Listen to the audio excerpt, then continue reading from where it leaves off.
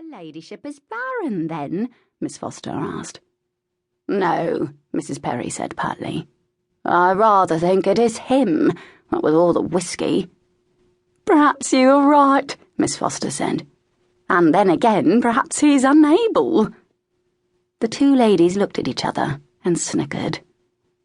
What they could not know was that the marriage of the Marquis and Marchioness of Carey existed perfunctorily between the Linens, and beyond that, scarcely at all.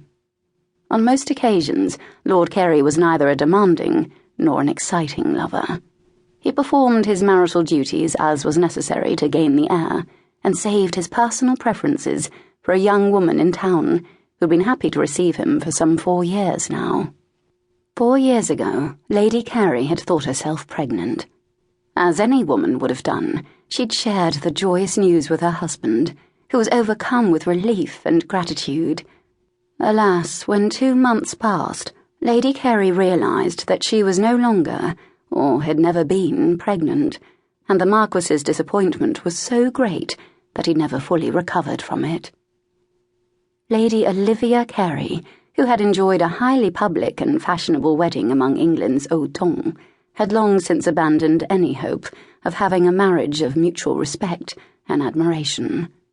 There was nothing she loathed more than her husband's twice-weekly visits to her room, except for his tendency to drink to excess, and she was ever thankful that it was over within a matter of minutes. Sometimes, while Olivia lay there as Edward attempted to impregnate her, she wondered what it must be like to have an exciting lover, or a caring one. She would settle for a lover who did not rut about like an animal, answering some primordial need to procreate. Sometimes she lay there and counted the tiles on the ceiling, guessing what number she might reach before he finished. And still other times, when he reeked of whisky and clumsily groped her, Olivia passed the time by imagining the ways she could murder her husband and avoid being found out.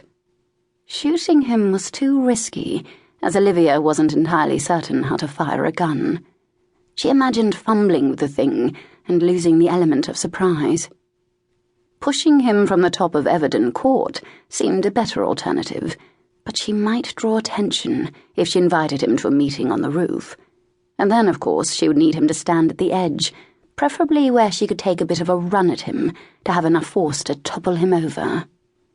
Poison seemed the most sensible, but Miss Foster would never allow Olivia near his lordship's food. The woman was entirely too conscientious and prided herself on the meals she served. It would take some convincing that Olivia was suddenly interested in preparing a dish for her husband to consume. And really, how much poison was necessary to kill a man? What if she did not use enough?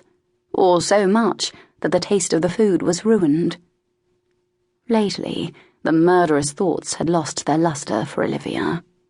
For one thing, Edward had not been able to perform his duty, as he called it, for more than a month, due to his fondness for drink. It certainly didn't stop him from trying, but he gave up quickly, and Olivia rolled over and stared at the gold silk ties that held the heavy canopy curtains back from her bed. Inevitably, she would feel a well of envy bubbling up for her younger sister, Alexa. She did not envy Alexa's disastrous situation. What she envied was the fact that Alexa had fallen so deeply in love with a man that she walked about with a look of yearning in her eyes.